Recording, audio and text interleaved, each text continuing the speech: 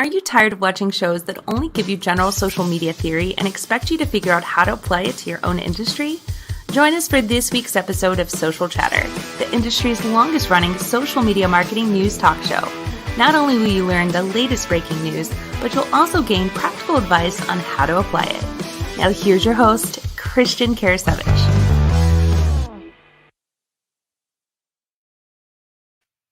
Welcome everyone to Social Chatter, your weekly social media marketing news talk show. This is episode 240 with myself and Jim Fuhs this week. Jim runs a company called Fusion Marketing, a good friend of mine. So we are really excited to be talking to you this week about just a lot of really good Facebook news, Pinterest news. I think we've got some Instagram updates and much more. So we're really excited to have you guys join us. We're going to try to keep the show to about 45 minutes here, but we've got a great guest this week. You know, we're always looking to bring on new and interesting guests, and this week's guest is Ian Anderson Gray. He's the he runs a podcast. It's called the Confident Live Marketing Podcast. Hopefully, I said this right. I'll drop it in the description here, the chat at least for everybody. But I'm going to go and bring on Jim. Have Jim tell you more about Ian. Jim, how you doing? Hey, great. Good to see you, Christian. It's wonderful. It's hard to believe it's already Thursday, and don't I know, forget, right? everyone, it's Mother's Day on Sunday. I'm doing my public service announcement. Don't forget your mom, or Monday won't be a fun day next week. But yeah, Ian is a great guy. I've known Ian now, I think, 2 or 3 years. We've actually met a couple times in San Diego at a social Mhm. media conference and got a chance to hang out. And Ian makes me feel, I'll say tall in the sense that we're about the same height, so we feel tall when we have conversations. But been on Ian's show, great show. He's actually, believe it or not, he's a trained singer, and that's where he has some really good ways to train your voice. And I think it's been awesome. He's been working with churches during what's been going on to help them live stream, Mhm. and just a really good guy, and really excited to have him on the show. Fantastic. So let's go and bring Ian on, and then we'll get to some social media news. So Ian, it's great having you on. Oh, thank you for having me. I'm really excited to be here, and I've been watching you guys for quite a few years doing this, so thank you. Thank you very much. What's the best place, by the way, if people have questions for you or things like that during the show, what's the best way for them to get in touch with you? Well, I've carelessly scattered myself across all the social networks, so there's a lot. I mean, probably Twitter's a good one, so that's iag.me, that's iagdotme is a good place. Or there's also my website, so I've got loads of articles and communities all around those articles, so you can head on down to iag.me as well. Fantastic. So we're going to talk more with Ian in a little bit on questions that we have for him about, being confident on camera. I know Jim mentioned, what was that you said, Jim? Ian's trained in what now? He's a singer, right? He could belt out a few tunes. So that's good. Yeah. So we'll talk more about that very shortly.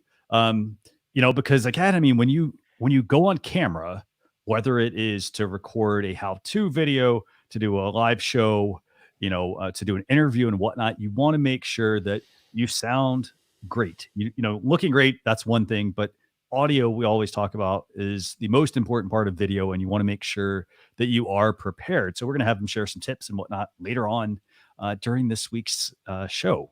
So Jim, let me know when you're ready to kick things off. I know we had a few topics we wanted to discuss first, but where do you want to start? Well, let's start with Facebook has actually done some updates to what they call their community help hub. A lot of it having to do with COVID-19, and they've added gift cards, jobs, and donation tools. And they actually just rolled it out on Tuesday, which was Giving Tuesday, but I know for a lot of us it was actually Cinco de Mayo. So, but it was also Giving Tuesday. Very cool. So what do we have going on here, by the way, for from Facebook? So they've actually decided to add some new things. They've got some PayPal, America's Food Fund, Ford, the Bill and Melinda Gates Foundation, and a bunch of other charities. They've added the ability for people to get gift cards to support local businesses, sign up to and I think it goes back to Facebook and Zuckerberg's been saying this now for a couple of Mhm. years. It's all about building community. And I think this is also, in my opinion, their desire to try to get out of the shadow of the data stuff that's happened to them over the past few years since the Cambridge Analytica scandal. Mm. And so I think they just keep doing their best to overcome that. I think it's a good effort, but I also think that people would like to see a phone number so they could call help. Definitely. So I know people can go to facebook.com/COVID support. They want to buy these gift cards, for to local businesses. They want to, donate to local nonprofits and whatnot. But Ian, what do you think? Is this a good move for a business, for example? Like if I'm a business, should I maybe try to give back to another business? What's your take?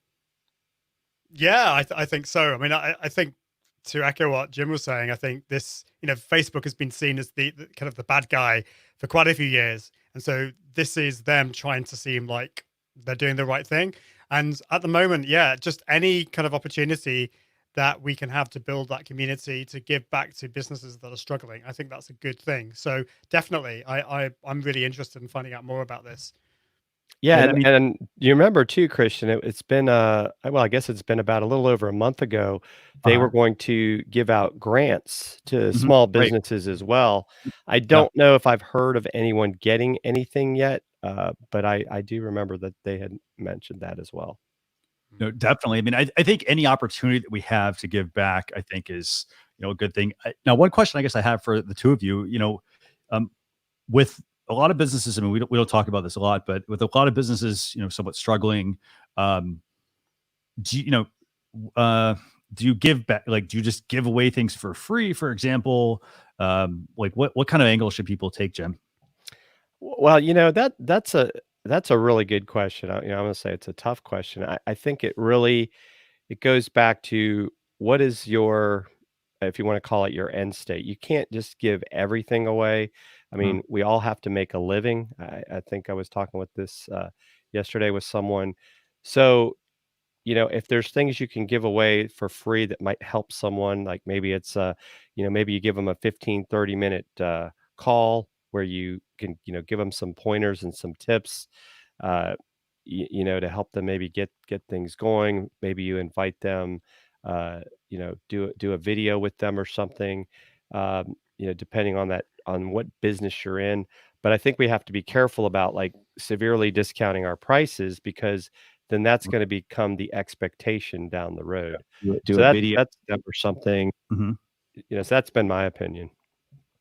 Yeah, Well, what do you think, I Ian? would. Yeah, I would agree. And the thing is, there are many people, many businesses out there that are really struggling right now, and Mhm. there's a major problem. But there are some people, some businesses that are actually doing really well. Right. And I actually think what businesses should be doing, if you've got products to sell. Mhm. So, if, for example, if there are digital products, digital courses, or whatever, Mhm. then why not just focus on creating content, for creating courses that are actually going to help people at the moment, and focus on that. And yeah, you could look at discounting it, but I mean, what I think is really important is just delivering stuff that people really need right now. And so, I mean, that's what I've found. I found that creating. So I talk a lot about live video. So I've been trying to focus on, well, how can I help businesses right now? And instead of selling them lots of stuff that isn't going to help them, sell them Right. stuff that's actually going to be really, really helpful, and work with them. But at the end of the day, I'm a business. If you're running a business, you've got to be profitable. And if you want to help people, and that's why a lot of us go into business, we want to help people. You can't help people if you're not running a profitable business. And Right. so I think you need to be really careful with that. I think those are great points, and I really like the point about instead of like just giving them a discount, like give them maybe, for example, maybe you make a free course, for example, to help Mm. get people on that right track. Because, like Jim, to your point here, I mean, we talked about the Facebook community help hub, but putting this in context, you also have to have a community, and a lot of people I feel like do not have that community that they have Mm. built. They just do stuff. And by having that community, that's going to help, I think, accelerate your business. Now, to the points that you all both make, I mean, if somebody is struggling, instead of giving them, for example, instead of saying, hey, I'm going to give all my stuff for free, why don't you actually work with them? If you don't necessarily have a community, start to actually build that community by offering, something for free, or, doing a few free coaching sessions or things like that. So something to help you actually get your own community. Right. And I think even another point to add in there along community, I mean, the silver lining of all this is, and I think, Ian, you probably find the same thing, is really having a chance to have conversations with people because we are at home and we're not out and about. And so I've been on several group Zoom calls. I'm still waiting for my Facebook Messenger room. And so what's been cool about that is that you get to know people. And so I've met this guy, Leo Quinn. He's like a restaurant marketer.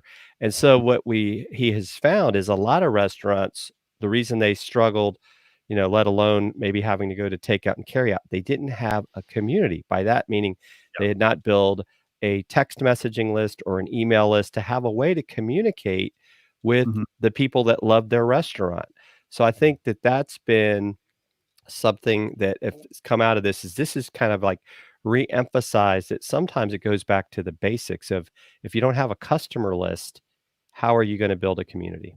Yeah, right. And I would say one thing I've seen a lot at the moment is that this whole worldwide lockdown, this issue is really helping a lot of businesses stop procrastinating. They suddenly realize that they don't have an audience, they don't have digital products, and so now is an amazing time to create that content, to move your business onto the online space, because we don't know how long this is going to go on for. We don't know whether this kind of thing's going to happen in the future, and it's just the savvy thing to do. And it's the same with live video. A lot of businesses have been saying, yeah, live video, I might do it one day, but of course now you have to do it. Well, you don't have to do it, but it's a really good way of getting in front of your audience and building that community. So I'm an optimist. I think, yes, there's obviously, it's a really difficult time for many, but I do see the flip side, which is it's starting to get people getting off their backsides and implementing a lot more stuff that they should have done in the past. And I include myself in that as well. I've been a bit of a procrastinator too. So definitely. So, so I think that I 100% agree with you all. I mean, just lots of good moves here for somebody to be able to take. So Jem, do you want to stick with this topic or go to something else? Let's actually talk about a new topic, and that's Facebook is actually updating it to where you don't have to share your cover photo updates to the news feed. And I find that a little odd personally, because one of the things that I've always thought that, it's actually in a way, a free way to get some attention is if you ever realize, like when someone updates their profile photo, it'll go out as a notification. And all of a sudden you get all these people liking the photo. So I've always looked at the strategy of, for a business, when you update your cover photo, it's kind of the same thing. So maybe it's like it's your new theme for the month or the quarter. Get some eyes back on your page. So I'm not really sure why you wouldn't want to share your cover photo. I just thought that was a little odd option and not share it. What do you think, Ian? That's really interesting, because when I saw this article, I thought, finally. I was thinking it always seemed odd to me that it would post that update. I think but I found what you just said really interesting, and I hadn't thought about it in that way. So I think the important word here is option.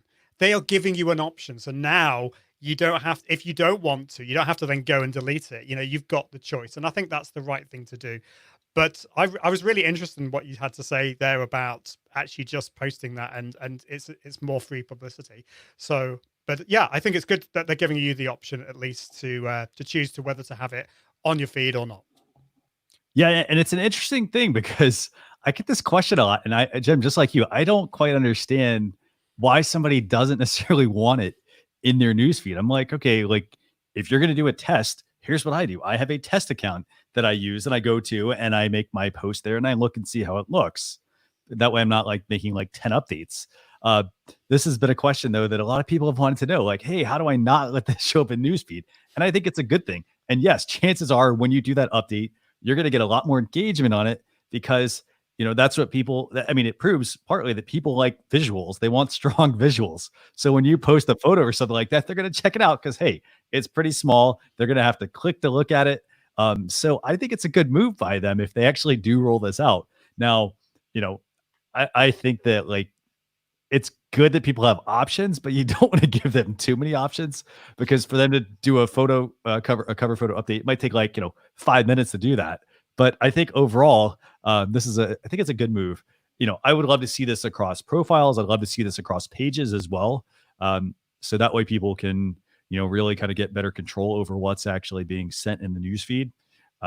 Because, hey, if we all make this update at one time, you could end up with, a whole newsfeed of hey, all these people updated their cover photo. But I think it's a good move. Options. So, yeah. Well, and I would actually, the option I'd like to see is to be able to tell people you need to fix your cover photo because it gets cut off on mobile. Yeah. I've had a couple funny ones that I won't share in public, not to embarrass some companies, but some of the words get cut off and it looks like curse words or other things, and I don't think they realize that. So that's another point to maybe not share it. So I think you ready to move on to the next topic? Actually, yeah, whenever you are ready. And I want to just thank everybody, by the way, who's tuning in so far. We've got Barb. She's tuning in over on youtube.com/social chefs. We got Kelly Kavanaugh here as well. Good to see you as well. Haven't seen you in a while. Tim Son also stopping by from Pennsylvania. So yes, I'm ready whenever you are. Well, and yeah, hello to my trusty co-host of the Tim and Jim show. And Facebook is actually, this is like shattering news, going to allow you to export your photos to Google Photos. Yes, that is it's a very interesting one. So what's the news here, by the way? Well, who would have thought that it's going to allow users in the US and Canada to export their photos and their videos to Google Photos? Because, we've heard for, I don't know, years, I guess, considering their age, we can't really say decades yet.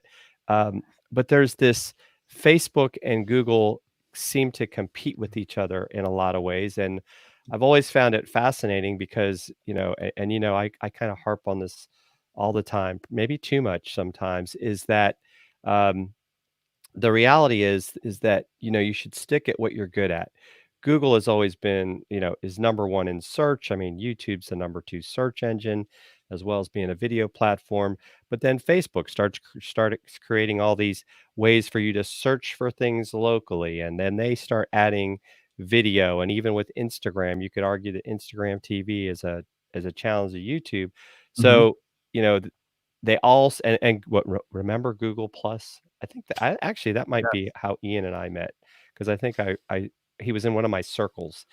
But so that was their attempt at a social network. So so it's just funny. So I don't know, maybe this is that olive branch of them starting to work together. But I like it because I personally think Google Photos is a great way for people to store their photos, to be able to put it across platforms. Because if you're not an Apple user and you don't have AirDrop, isn't it nice that you can just go find that photo on another device without having to figure out some crazy way to, you either got to use Dropbox or you try to email it and the file's too big.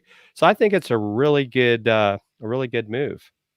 And I've got the graphic pulled up. I mean, it's pretty easy actually to do this. What do you think, Ian? Is this, how good of a move is this by Facebook? Yeah, well, I'm just kind of getting over Jim mentioning Google Plus and me bursting into tears for the sad old days. But yeah, I mean, I'm a big Google Photos fan, and I mean, I'm an iPhone user, but I love Google Photos. It's so powerful, and I'm really perplexed by the decision. I mean, I think it's a good decision. I probably won't use it myself because I choose to share specific photos on Facebook. And then, then I back up everything automatically to Google Photos. That's my archive of everything. But I think it's a good option. I think some people may use this. I just don't kind of know why they've done it. It just, like, so who said it? I think it was Tim mentioned, why are they playing nice with Google now? Are we going to see the ability to embed YouTube videos in Facebook without it being the reach falling off a cliff. You know, are we going to have that? Probably not. But it's an interesting thing, and I'm interested. Really, I'm kind of interested in the thought process behind this. I'm wondering why they've done it, and I'm also interested: are they going to roll it out beyond US and Canada? Is this just a test? We'll just have to see. But it's definitely really interesting. My jaw dropped when I saw this article. And I thought, really? Is this like April Fool's? Well, and I think Barb's got some really good points in the comments. You know, she says that wherever images are called from most is where server resources are being drained. So it's a way for them to maybe take the load off their own resources. I hadn't thought of that. And also spreading liability is the goal for both. So they're not culpable. It's like, wow, I hadn't thought of that. So, because I guess if it becomes more public domain, it's kind of hard for you to say, hey, why is my photo out there?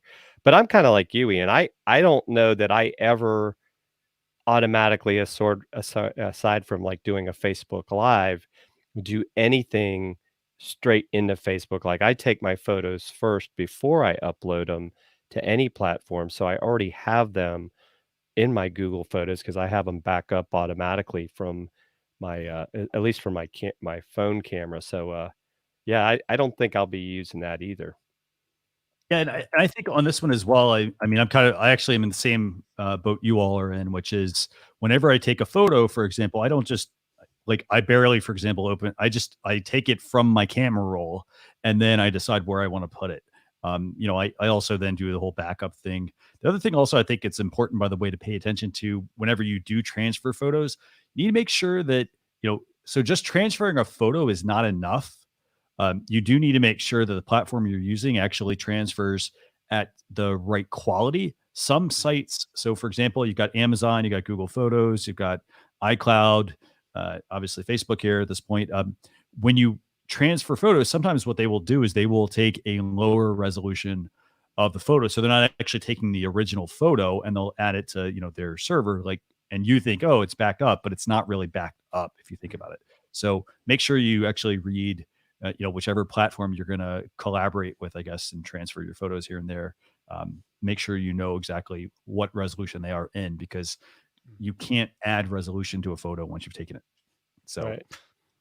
Yeah. Barb's got a lot of great comments. Make sure people check those out. definitely Really on YouTube, actually. At socialchefs.com/live. Actually, that'll take you to the YouTube video for today. But yeah, she's got some great comments there. And by the way, back to Ian's point real quick on this. This actually is coming about because Facebook's actually participating in the data transfer project, I guess, which is a collaborative effort with Apple, Google, Microsoft, and Twitter. I guess it's one of the few times they all seem to work together. But good move, I think, actually. So we do have a graphic for that as well. We'll drop that in the blog post recap as well. So Jem, where to next? Anything else we want to add on the fact that you can export Facebook photos to Google, or you want to move to something else? Let's move to our next topic, which was Facebook is going to start doing more with in-stream ads on live, and of course, part of it too is that you know, you might be able to exclude ads, or they're concerned that they can choose which ads to exclude. I think you and I talked about this the other day. I'm not necessarily I don't know if I like this idea of having an ad pop up in my live stream. Does this mean that, like, here we are talking, then all of a sudden, boom, here comes an ad? And it's like, well, wait a minute, my audience didn't want to see an ad, and I probably didn't either. So I guess if you're a bigger brand, maybe it's something you're fine with. You know, it kind of, you know, we always talk about it, right? This is, even though this is a live stream, really, this is a TV show. We're just not on TV. What do you think, Ian? And by the way, Jim, I think that's a great point, by the way. We'll get to that in a second. I think it's horrendous. I mean, it's one thing putting a mid-roll ad in a pre-recorded video, but to plonk it in, you know, it says there on the screen, a mid-roll ad that plays in the main video window during the live stream. So the live broadcast will still continue in a shrunken window, but this is affecting a live broadcast, and it doesn't look like there will be a way. to get rid of it. I mean, presumably it will like play for 8 seconds and then you can close it or whatever. Right. But I mean, I know why, you know, at the end of the day, Facebook, they are here to make money. And so, you know, they are perfectly at liberty doing this. But do I like it? No, I don't. I think it's good that they're giving us, well, I hope they're going to give us the opportunity to opt out of certain kinds of ads. But I mean, this could be done, you know, what's to stop one of your competitors or your arch enemy, you know, putting an ad on the middle of your live video, you know? I mean, it's, I don't that's like a it. great point. Yeah, no, that's a really good point, Ian, because if you think about it, I mean, who's to say that like the show that your rival show, if there's such a thing, because I know we're more collaborators, Yeah. all of a sudden it's like, and next week watch the other show that we're always trying to, take market share from. So that's I think just the idea that you would have that interruption, and it's funny, like by the screen that they show here in this article, that it's actually, if anything, I'd rather the ad be the small one, but it's like the ad is taking up most of the space, and the actual live video is like this little almost picture in picture thing. So we were just talking, Christian, about how the ad is taking up more space than the actual live video. Like if they flipped it, that might be okay, but they're putting you in a little corner there while they play their ad. Yeah, and I think also to that point, I mean, this is where there gets to be the quandary of it's free to use, and free in a certain sense. It's free to use Facebook. So should they allow you, should they basically be able to take over your broadcast in a sense and run ads? They are giving you it for free. What do you all think about that? Yeah. Well, it's interesting. Again, like I said, it's. Yeah, I think when you sometimes look at the dynamics, and I know that there have been some companies that have stopped doing lives on Facebook and went to YouTube only, and part of that is the psychology of viewers, right? People don't tend to sit on Facebook for long periods of time and watch live streams, except for maybe Social Chatter and the Tim and Jim show and Ian's show. But that's why we also go on YouTube, because that's where people consume longer form content. So I could potentially see, and I always look at, this stuff wasn't around 15 years ago, and as things constantly change, there'll be new platforms, new competitors, that people will say, you know what, I'm not going to do my live videos on Facebook anymore. I'm going to move them to another platform, and I might put short 1-2 minute clips that say, if you want to watch the full show, go here or go there. Because Ian, you're right. I mean, it's a free platform, but if I want to get more eyes on the prize, I have to spend money in order to do that. Right. So it's not really free. Exactly. Yeah. So and it's interesting because YouTube has YouTube. Is it called YouTube Premium? I think I pay. So I pay. I don't know what it is in dollars, but like pay like £17 a month, and that gives us, as a family, we get unlimited music across 5 different devices, and we also get YouTube Premium, which means no ads. And actually, I'm kind of like, when I see an ad pop up, if I'm logged out of YouTube and an ad pops up, it's like, it freaks me out. And it's the same on YouTube, on Facebook, so I don't know. I'm starting to move to focus a lot more on YouTube because the ads are less intrusive, particularly if you have YouTube Premium. Well, and you have two different, and there's actually a benefit to having YouTube Premium, not just for you, the user, but there's also a benefit for you, the publisher, as well. So basically the way it works with the YouTube Premium, as in your case, Ian, like if you're just subscribing to it, you get to skip the ads. However, it does not mean that the channel actually loses the revenue either. Because if you're using that and you actually get to skip the ad because you're a premium user, that channel actually makes money off of that too. They make a small percentage of that. What is it? $9.99 US dollars that somebody pays. But it's good because then, at least there's a win-win situation there. It's not like, oh, we're keeping everything to ourselves and just take from the user. So, and we're the same way. We've been focusing a lot more on YouTube as well. again, every platform, I mean, you do have to look at your audience and see where your audience spends the most time. YouTube does have a lot of very useful features, that some of the platforms don't have. But then, Facebook has that, huge, massive audience. So this is good. It's a good update, I think, overall. I mean, we'll see where it goes as far as how much control you get. I mean, it's not really any different than like any ads you watch right now on YouTube. If you aren't paying for like the premium feature, you do still have to watch the ads. And most of the time they're just like Google ads, basically Google AdWords or sorry, AdSense, to where like, hey, they're typically based on the content you're viewing. And a lot of times it's also your competitor, for example.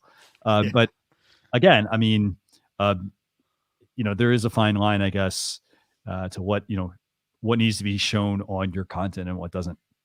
So anything else you want to add about the fact that, Facebook is working on in-stream ads on lives, or do you want to move to something else, Jim? Now let's move, because since we were hitting on it a little bit, YouTube is going to allow online subscription sales. So can you tell viewers a little bit about that one? Yeah, so they're going to let news publishers sell off-platform subscriptions through their channels, and even as the article says, it's their olive branch to news publishers to help them with their subscription businesses. And I think that makes a lot of sense. I mean, we can already do things like put affiliate links and links to our websites and other things in our YouTube videos. So why not allow that? I mean, they're getting a ton of advertising revenue from people watching videos. So I think it's a good, I guess between Facebook and YouTube, everyone's starting to play nice with each other. What's going on here?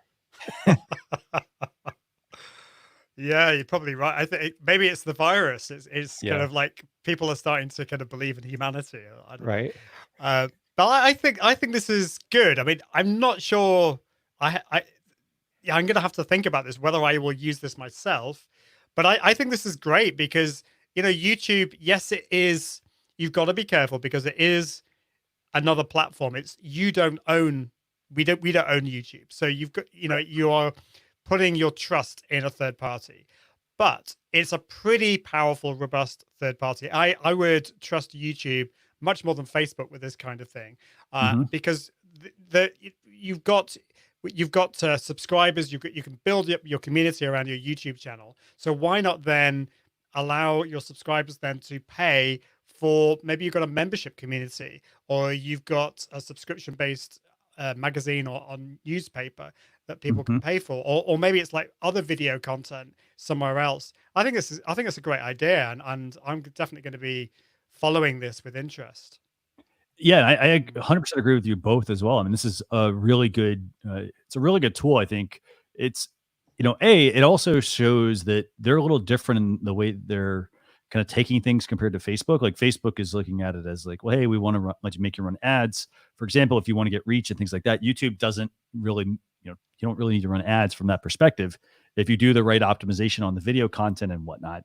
Now, in addition to that, I think that this also looks very similar to like the YouTube merch stores that are available. So YouTube merch is basically a merchandise option for certain YouTube creators where they can sell, t-shirts and sweatshirts and swag and, stuffed animals and things like that if it's related to their brand. But again, this is basically giving people, in a way, if you think about it, like a tiered way to actually like build out their business. So it's not just, YouTube ad revenue, for example, or affiliate links. It's, hey, it's the ability to add some additional features. One thing I actually wonder about this is, as YouTube continues to add more of these features, do you think that at some point, like, I know Blogger isn't really much around anymore, but do you think at some point maybe Google/YouTube would add some sort of platform that's similar to like Shopify, to where people could essentially list products?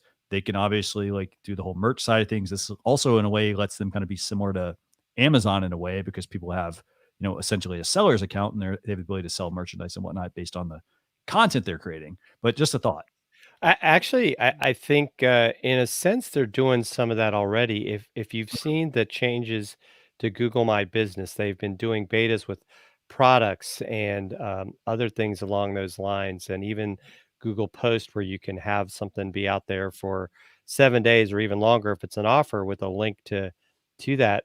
I could possibly see where maybe at some point there's some sort of like, I don't know if I call it a merger, but a way Right. to like take that YouTube channel and have it tied into your map location. So I think that in a sense becomes kind of a quasi Shopify sort of site. And you can even message people through Google My Business. The business can be, you can send them a text message and the person doesn't actually get your phone number and you can respond back. So I could see that. I think that would be a potential logical step for them to take in that regards. What do you think, Ian? Yeah, I think that's interesting. I don't think they're going to build another platform. I don't think they. I think they're just going to. It's a case of building on what they've already got. Yeah. I haven't really seen much innovation since Google Plus, and in terms of like adding a new thing. And so I think they just need to. They're focusing on just adding to what they've already got. And so I think it's really interesting. Let's see what happens. Definitely. So we'll keep everyone posted as far as any updates to this.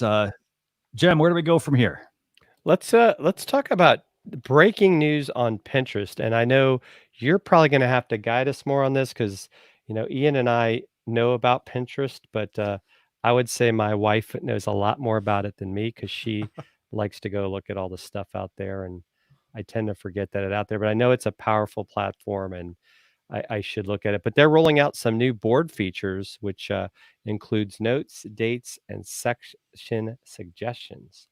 So Definitely, and if you're somebody who, for example, is doing a lot with like recipes or even like this whole, basically virtual activities, for example, like virtual events and whatnot, they're adding some new features. They're rolling out some of these features to include like board notes.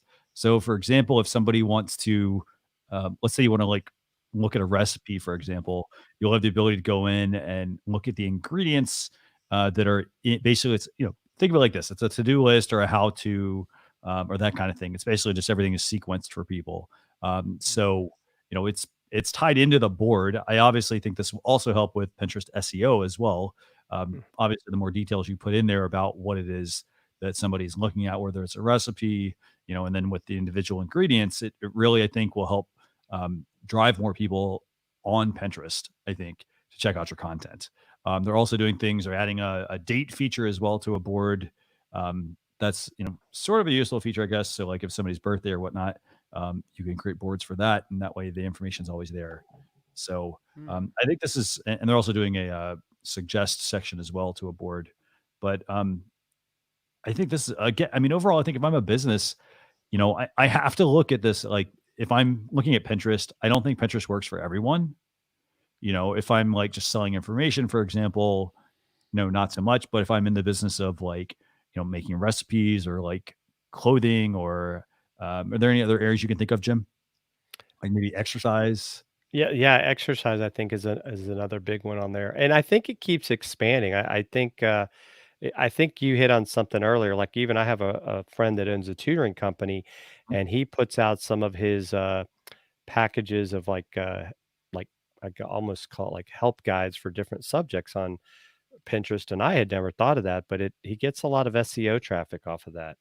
So Yep. yeah, I think it's more about experimenting, right? What's the worst thing that can happen is just doesn't work.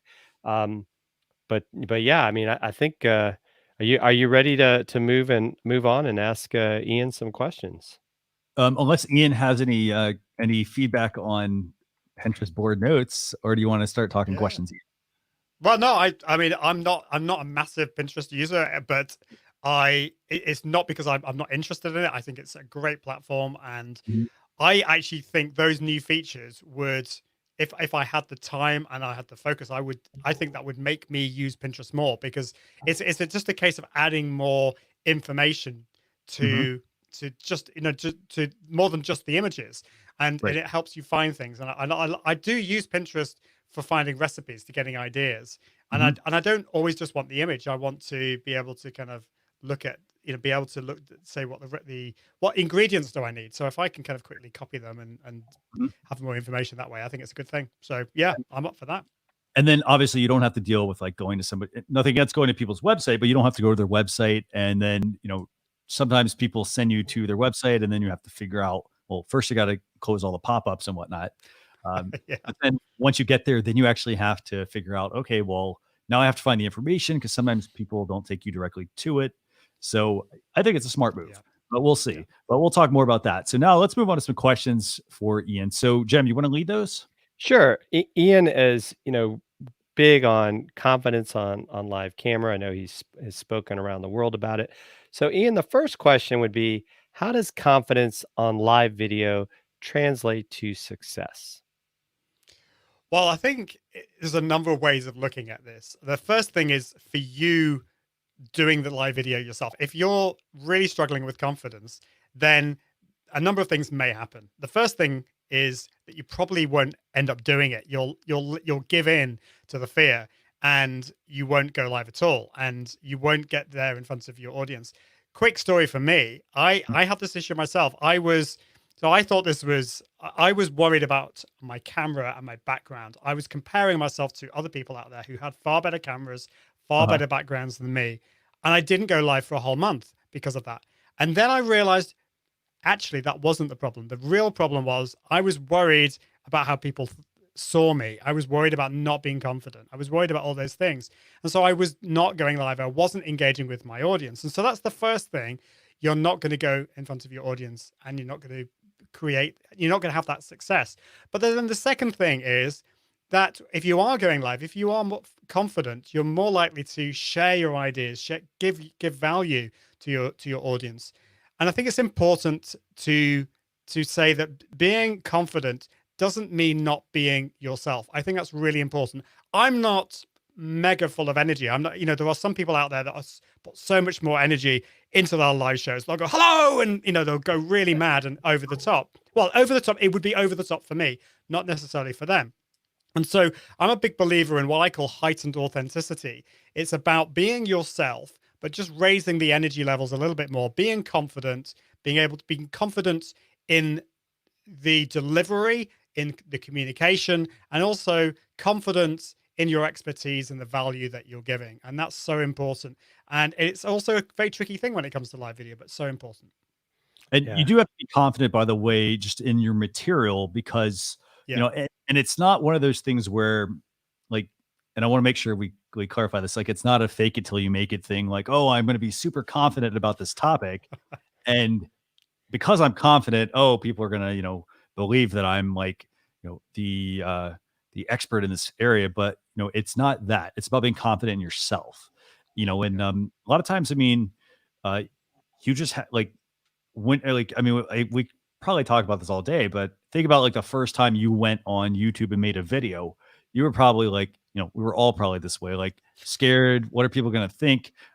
We make it so much worse than it actually is. Yeah. And it really is just go live or publish that YouTube video, be confident in what you were doing and what you're teaching, and, and improve over time. Jem, I think you and I talked about this, I think last week, get better 1% every single day, even if it's just like, hey, like, let me fix my background, for example, let me change my microphone. Let me like just speak into the camera more, for example. So like, don't just do the video, actually take the time to look at it afterwards and say, okay, well, there's certain things that I did or did not do, during my pre-recorded video or during my live video that I can or need to improve, and then the next show, fix that. Yeah. Well, so the first dozen videos, probably more than that, the first, I don't know how many videos that you're going to do, they're going to probably suck. I hate to say this, they're not going to be that great. I look back at my videos, even if I go back like kind of 10, 15 episodes ago, or even like 5 episodes ago, and I notice things aren't that great. That's actually a good thing, because it shows that I've improved and I've looked back and I've learned things. And, I like to draw this graph that kind of like starts at the bottom with your first ever video. Your confidence level is at the bottom. The quality is probably going to be at the bottom, and then it goes up and up and up. But occasionally you'll get blips when things go wrong. Like a few weeks ago, we had a power cut mid live stream. And then this was with my friend, Amanda Robinson, who you probably know. And then I got her on again. And when she came on again, there was a nationwide internet problem. So, so things like that happen, and you just got to kind of embrace it and just don't take yourself too seriously, but learn from these things, and over time you will get better. But absolutely have confidence in what you're going to say. You need to plan what you're going to say. Don't just press the button and go live. That is, without planning, that's a recipe for disaster. I mean, some people can do that, but you've also got to respect your audience, and you've got to make sure that you're delivering value and fun, a bit of entertainment as well. Just, don't be serious all the time. Have a bit of fun, as we've done today. We've had a few jokes along the way too. So yeah. Well, and I know I've worked harder to try to smile more, because I think sometimes when we're thinking about what's going on, we get that serious face, and when you smile, people like that. And then I think even one of the things people may not realize, because it's not like I'm that tall anyway, but I'm actually set up now where I'm standing.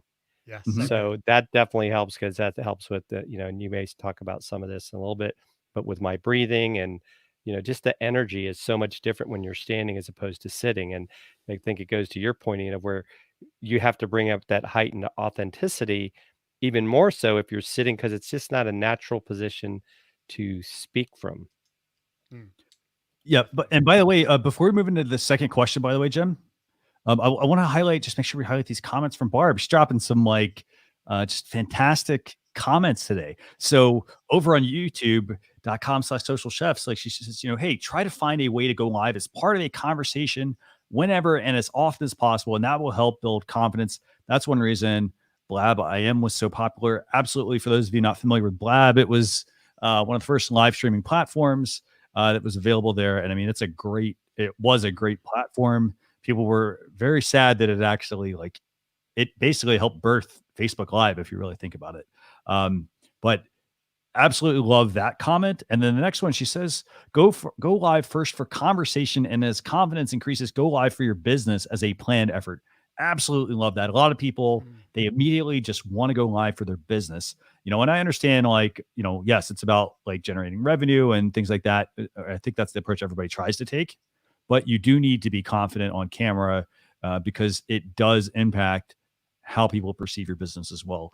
And so I think that's a great point. Those are great comments. And at the moment, I mean, there's so many opportunities. So I know you're using StreamYard, which is a great tool, great platform to bring. You can have up to 6 people on camera at the same time, and what a great way at the moment just to bring in some friends into StreamYard, go live to Facebook or YouTube or both, and have some fun. You could play an online game together. In fact, Jeff C, our friend Jeff C, is doing that. I noticed he was doing that last week. He brought on a few friends and they were playing an online game together. That's a great way to build up confidence. You're having fun with some friends. And then the other thing is, when you go live, do it like you're doing. You guys are smart. You're doing this as a co-hosted show or as an interview show, and it's a lot easier going live with a friend than doing it straight away on your own. Solo shows are hard. I've done quite a few, but I always prefer to have a guest because it feels like a conversation. Some other things that you can do is to use Instagram stories these are not live video, but the great thing about Instagram stories is you share a little bit of a couple of 15-second videos every day. They're only 15 seconds. And what's the worst that's going to happen? Because after 24 hours, they're going to disappear. But it gets you used to that consistency every day, showing your face. And remember, it's not about you. I think if you're an overthinker, if you're a perfectionist, like I am, or I'm a recovering perfectionist, like I try to say, then make sure that you just try and do Instagram stories. It's not about being perfect, and it's about your audience. It's not about you. So don't worry about the way you look or the way you sound. It's about your audience, and do it that way. And then of course the other thing is to make sure you're warming up your voice and having a bit of fun. There are loads of techniques, loads of practice things that you can do before you go live just to help. Yeah. And that's and I was just saying that's actually one of the questions we're going to have for you here in a second. But you ready to move on to the next question, Christian? You want to ask that? Sure. Yeah. So which one are we on? 2 or 3 here? 2. So if somebody wants to use live video, how can they become more confident on camera? Are there little techniques? Obviously Barb kind of alluded to some of those things, but are there any techniques you want to share? Yeah, so I've mentioned a few in terms of the prep work. So Instagram stories are great. Okay. Go live to your Facebook profile, change the privacy settings to only me, Yeah. and do a practice run. So there are things like that that are really good. But Mhm. I mean, the main thing is when you go live is to plan it out. And I like to treat myself like a complete idiot when I go Mhm. live, because you never know what the brain's going to do. When you go live, there's something in our brains that just kind of like flips. And you Mhm. forget the simplest of things. Like, for example, you may forget the first thing that you're supposed to say. So write that down. I don't advocate writing a script. That's not good because that's going to look robotic. But Mhm. then just say, like, for the first thing that I usually say on my show is, hello, my name's Ian Anderson Gray, and today I'm going to be talking about. Now, it seems ridiculous to write Right. that down. Like, Mhm. but you've got to treat yourself like an idiot so that you know the first thing that you're going to say. You need to then think about, well, I always welcome my replay viewers, and then I will do so to plan out the structure of the show. Make sure you have like a Google Doc or something in front of you that you can Mhm. go through and do it that way. And yeah, do it with a co-host or with a guest as well. But plan it out. Make sure you're doing some warming up beforehand. Standing really helps. There's so many things you can do. But the best way is just by doing it and practicing it and learning from your mistakes, watching back what you've done, ideally with a friend, because your friend will stop you from being ultra critical in a very negative way. So I always say to my clients, write 3 things down that you did well first when you watch a live video, and then 3 things that you can improve upon. But make sure you're treating yourself kindly and you're not being overly critical, because quite often we'll look at ourselves and we'll say, oh, I look awful, or I don't sound good, or I hate the way I say that. Don't allow yourself to do that. Allow yourself to really constructive in your criticism. Definitely. And, Kelly Kavanaugh actually shares another tip as well. She says, you can practice by saying the lips, the teeth, the tip of the tongue, a tongue twisting vocal warm up. So that's something to pay attention to as well. Again, I mean, don't just like so the other thing I would say is give yourself enough time as well. Like if you're going to join a live video, or you're going to record any sort of live video, pre-recorded content, any of that stuff, make sure you arrive early. Like, don't just like, okay, hey, my show is at, the top of the hour. Oh, hey, I'm going to arrive like 5 minutes early. Like we start the show, we normally try to arrive about 30 minutes ahead of time. Sometimes we run into things and it's 15 minutes, but it's showtime at that point. We block out everything else that's going on and we say, hey, you know what? I got to get into show mode. I got to enter into that focus mode.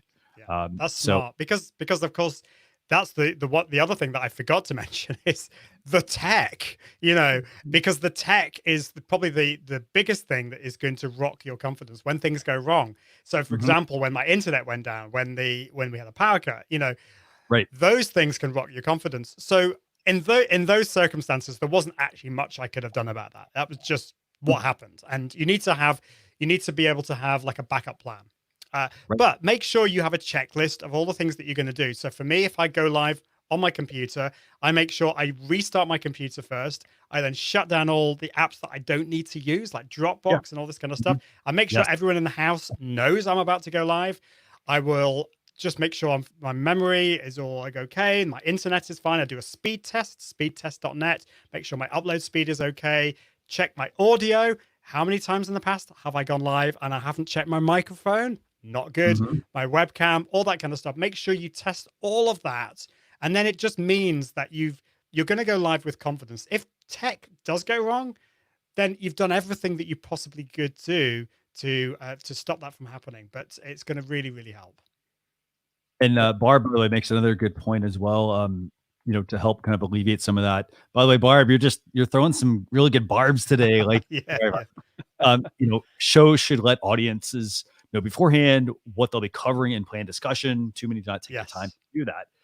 And some ways you could do that. I mean, you can do a description, for example, on, if you're doing Facebook, for example, Facebook Live, you can put that in the description. You can put it in the comments. For instance, like we send out an email we send out an email the week of the show. We also send out one an hour before the show as well to let people know what's going on, what topics we're going to be discussing. So this way they can choose to join or choose not to join. Again, it's all about also valuing the time for your viewers as well. But you know, like your points there, Barb, and you know, kind of Ian's point as well to that. There are lots of ways you can kind of keep track of some of these things. For example, like you can use Google Docs. Jim, I know you and I use Evernote. For example, we can share a note there. You can do a standard notebook. You can use a Rocket Book, for example, which is a handwritten note that you can digitize and quickly email to somebody. So there's lots and lots and lots of options to be able to get that information across to people. So is there a third question, Jen, that we have? And Ian was hitting on a little bit earlier. Should people warm up before going live? And do you have any specific voice exercises that they can do? Yeah, absolutely. So this is kind of funny that, you know, my background as trained as a singer, and I kind of went into the tech world, and I thought, how do these things combine? And it wasn't really until live video that I thought, wow, yeah, they really do. Because I think warming up your body and warming up your voice before you go live it can make such a difference to your confidence. So I call this my confident live warm-up formula. And I'll just a few things. We don't have time for me to go through all of it, but just do some. By the way, sorry, we'll put this in the blog post. By the way, cool. So, yeah. So the first thing that you can do is it's all to do with stretching and relaxing your body. So like you may do if you go to the gym, stretch your arms into the air for 7 seconds. And then once you've done that, just shake them out, shake your legs out, jump up and down, which I won't do because my camera will fall over. And then the same thing back as well. So you're stretching your arms back for 7 seconds. And then again, shake your arms out. And then also do that forward. So stretch your hands forward, look down at the floor. Okay. So what we're doing there is just getting rid of any kind of tension. We're also energizing our bodies. The next stage is to get rid of any tension that we may have. Now, I don't know about you guys, but I tend to hold a lot of tension in my upper body. So I will look at massaging my shoulders. So I'll take my left hand onto my right shoulder, look over to my left, and I'll give my right shoulder a massage. So I'm just getting rid of any tension there. I'm stretching my neck as well. And then you can do the opposite as well. So right hand, left shoulder, and do it that way. And then finally, just rubbing up and down on your neck, getting rid of any of that kind of tension. So that's really to do with relaxing the body. Then other things, so I think Barb actually mentioned this, is to do with diction and to do with so coming up with tongue twisters. So that was a great thing. I think, what was it about the teeth and the tongue, the teeth and the lips? Yeah, you could come up with. Yeah, so that's great. In fact, there's a song about that that my daughter sang for one of her singing exams. But you could have you could like just come up with some nonsense words like gada gada gada gada gada bada bada gada gada bada bada, or things like that, just to really use your teeth and your lips. Breathing is really important. So I like to stand, as you were saying, Jim, and making sure that you're breathing into your side. So just putting your hands just below your bottom rib, press in quite firmly, and then breathe in slowly into your hands, and then let it out to a slow hissing sound. So breathing in, and then over time you can extend that. So you maybe start with 3 seconds, and then 6 seconds, and then 9 seconds. And then another exercise to think about is to do with your pitch interest. There's nothing worse than watching somebody speak or do a live video and they end up speaking on a monotone like this, and it ends up sounding very boring. You want to make sure you're energizing your voice. You're going up and down in your voice. So a great one to do here is a lip trill exercise, which sounds really bizarre, and you probably haven't had anyone on the show to do this before, but it's getting lows and highs in your voice. So it's like this, like that. So it doesn't matter. You could do it to a sound. You don't have to sound musical, but it's making sure that you're going up and down in your voice.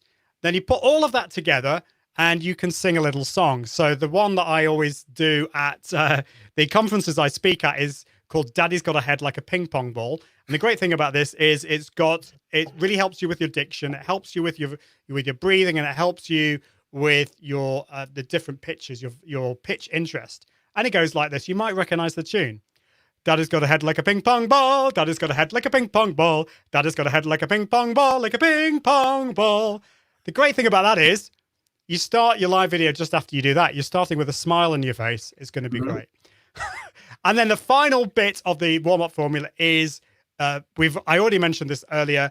This is what's it called again? My brain's gone blank. It is heightened authenticity, and so this is practicing different energy levels. So think about what your business tagline is, and then practice them in different situations.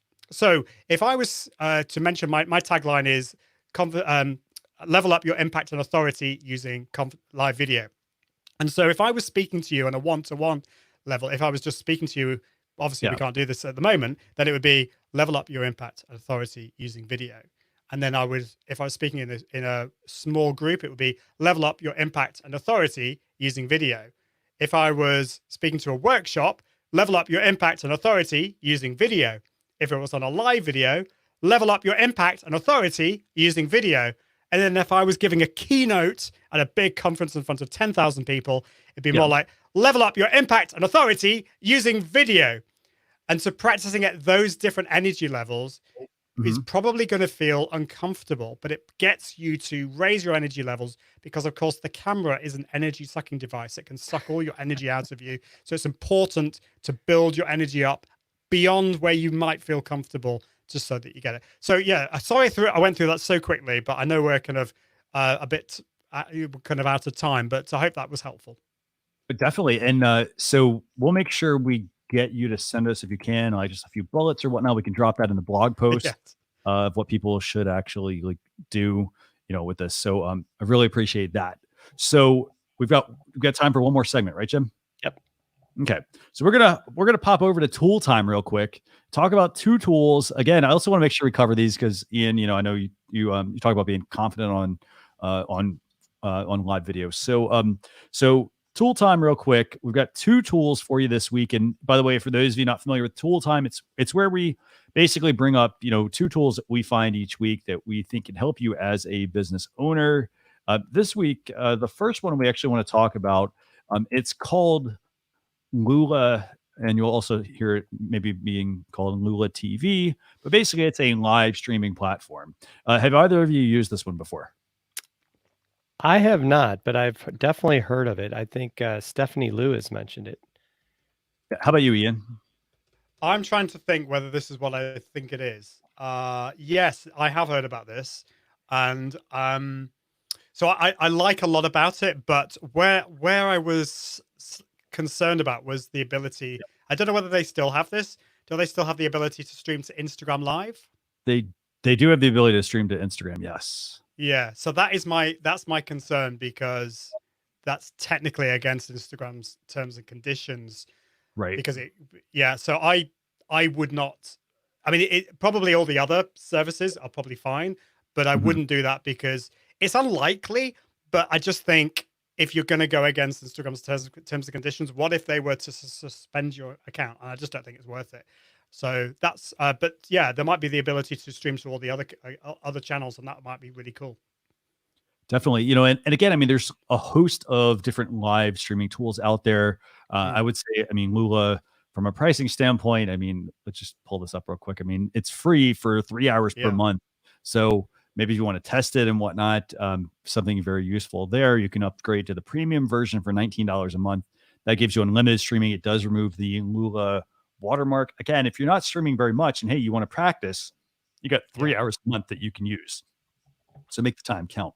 But then if you want the ability to go to like some custom RTMP settings, basically, that's when you can upgrade to the pro plan at about $40 a month, basically there. But again, there's loads and loads and loads of streaming platforms. My advice, I guess, would be people need to test out some of the different platforms and see what works best for them. What do you guys think? Any feedback on what people should use or what they should, maybe if there's one they should start with and then kind of increase to? What do you think? Yeah, well, I think, and I think Ian, I know as well, I'm a big fan of StreamYard because of simplicity, but I also know that Ecamm is a great platform if you're a Mac user. And so those are two. And then sometimes just go live native on the platform. You may not have all the bells and whistles, but it'll get you started. Yeah, I totally agree. So yeah, go live from your phone first. Most people will have a perfectly fine phone with a perfectly fine camera on it. So just go live to Facebook. Obviously, you can't go live everywhere from your phone, so you can't go live to LinkedIn Live. YouTube Live, you have to have at least 1,000 followers, 1,000 subscribers. Instagram Live, the only way, of course, to go live to Instagram is through the Instagram app. But yeah, then play around with some of these other cool tools. So StreamYard is awesome because it works on Macs and PCs, works through the browser. It's really easy to use. If you're a Mac user and you want to level things up, I highly recommend Ecamm Live. It is amazing. I use that every week for my show too. If you're a PC user, there are other tools. There's OBS Studio, if you don't mind getting your hands a little bit, a bit more geeky and have some fun. Yes. And there's vMix, which is the really geeky one, which all the kind of the mega professionals like to use. So there's loads of different ones. And then in terms of where you go live, you just need to kind of work out where you feel most comfortable, where your audience is, and then just experiment a little bit. I mean, that's kind of what we're doing. I mean, I'm going live to Facebook and YouTube, LinkedIn, and I'm playing around and seeing where's actually the best place for me. And I'm actually interested in, I'm focusing a lot more on YouTube, as I said earlier. So yeah, and that's as a result of me testing out. Definitely. And there's a lot of things that, again, I mean, we're not just saying, well, hey, you should definitely use this one platform, because there are lots of different ones out there. They all work a little differently for, everyone. Some people find it easier to use. Some of the ones, for example, that we just talked about, like vMix or OBS, like, yes, they require having a bit of a technical background. Yeah. If you want to use some of the other tools, most of them are web-based. You basically just start them up and it's pretty straightforward. You bring in different scenes and things like that. So, but to Jim's point, and again, Barb, thanks a lot for like just all of the fantastic comments you've been leaving today. Go live direct. That's definitely a good place to start as well, because a lot of people, I mean, you don't need all the bells and whistles if you're just getting started, or, hey, you're not really consistent going live. So definitely check that out. So the last tool I'm going to move into real quick is called StreamTimer. And this one is, so it's a bit of an advanced, I say it's an advanced feature because a lot of people, they ask this question, they want to create a countdown timer on their show. And that countdown timer is like, hey, I want to start my show 5 minutes early and have a countdown timer displayed on screen. You can build this in Ecamm very easily if you're already using that. It's literally just a matter of overlaying it onto a graphic. Or if you want something that's a little bit, just, hey, you build this and it's kind of ready to go. There is the StreamTimer option. They have lots of different templates actually available. Let me see if I can pull up some of these real quick and show you guys this. This is actually a free option, by the way. So you can pull up pretty much any of these timers. So let's just pull up, like, which one do you think we should pull up, Jim? Let's pull up the laptop since it's right there. Okay, so we'll pull up the laptop. And by the way, there is also a green screen one as well. But let's pull up the live demo of the laptop. So basically, this is how it works. You can customize our program will begin shortly, and then it should bring up the timer that you set, basically. So you can customize the text that's there. You can customize the actual length of the timer. And again, it'll start counting down. So you put this up before your live stream. But that is StreamTimer. Not a whole lot more to it. I mean, if you want to actually, get into like customizing these even more, you just go create your own timer. You can, make your adjustments there as well. But that's all you really need to create. You get 20 pre-built themes, I guess, for a countdown timer. What do you guys think? Should countdown timers be used? What's your take, Ian? Yeah, I've been thinking about this a lot recently because there are definitely some pros and cons. So the pros are, say you're going live at 9 a.m. and you can actually start the stream 5 minutes early, and you can get a little bit of interest in it on your show, so you can get people coming in and watching your live. So that's a really good thing, because actually a lot of people come in 10 minutes, 15 minutes into your live show. So if you can get them starting early, then that's really a good thing to do. Then the next thing is that they just generate a little bit of excitement and interest in the show. So that's a good thing. But the downsides are that sometimes I think people can get a little bit bored with it. They're thinking, well, what am I waiting for here? They might go off, and that's not good. And then the other thing is that you can trim the countdown timer off Facebook and YouTube. So on Facebook, they allow you to trim that. So that's really, really cool. But if you do that on YouTube, if you trim the countdown timer off, and this is the thing that I'm worried about, is that then you lose the chat replay. So that's not so good. Yep, definitely. So Jem, what do you think? Yeah, I tend to be more on the side of what Ian was saying. Is I'm more concerned that if I have a countdown timer, people are going to be like, well, what am I waiting for? Or the fact that if you start this countdown timer and then say something goes wrong, the show doesn't start when it was supposed to, then that's another problem. So I'm more along the lines of, if you say you're going live, you go live. And I just haven't really seen a need to.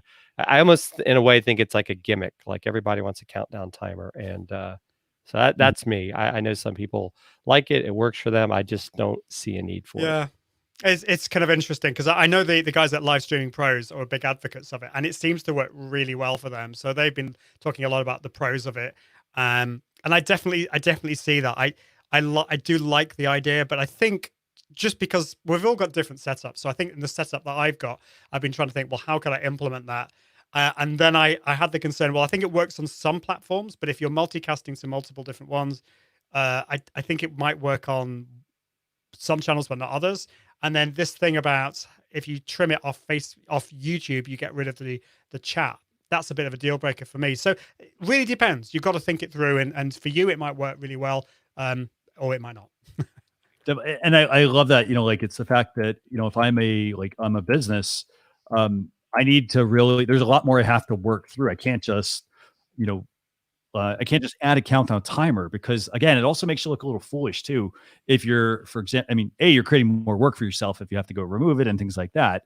And I realize in certain situations, if somebody's just going, for instance, onto YouTube, works great.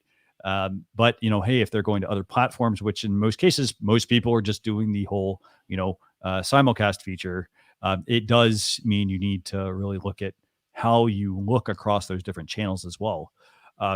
So with that, by the way, that's going to do it for this week's episode of Social Chatter, episode 240. Just a couple of quick reminders, by the way. If you do want to get the email newsletter we send out, go to socialchefs.com/daily. Ian, by the way, what's the best way, again, for people to get in touch with you? I know we touched on it at the beginning, but if people... Yeah, so probably my website, iag.me, and all the links to all my social networks are there. And also check out my podcast, the Confident Live Marketing Podcast. Fantastic. So let me go ahead and just show everybody that. So if people want to get in touch with Ian, here's the best places. Obviously his website. I think you're at iag.me on Twitter as well, I think, right? Yeah. And actually the website is iag.me. So it's not iag.me. Yes. It's all very confusing. I kind of, it kind of felt like a really good idea when I launched it, and then I have to kind of explain it every time. Right, I think that, do we have it now? Let me make sure I got it right. Do we have it? Is this right? That's it. Yeah. No, it's good. It's creative. I got to say, it's very creative. So just a quick reminder, by the way, if you all want to get the blog post recap, again, we're going to make sure we get Ian to give us some bullet points you can easily walk through. socialchefs.com/SC240. That stands for Social Chatter, episode 240. And don't forget, we also have the Alexa flash briefing and the podcast as well for this. But absolute pleasure having you on. Join us this week. I know we've been trying to get you on for a few weeks, maybe a few months, maybe. Can't remember how long it's been, but really good to have you on. For those of you joining us next week, by the way, Jem, we're going to be joined next Thursday at 10 a.m. Eastern Standard Time by Scott Ayers from Agora Pulse. We're going to have him on again. He was just on, I think, last week or the week before, but we're going to have Scott join us again, see what they've been cooking up in the social media lab there at Agora Pulse. And that's going to be at facebook.com or youtube.com/social chefs. But we hope to see you all next week. Thanks a lot for joining us, and we'll see you all very soon. Have a great weekend. Bye.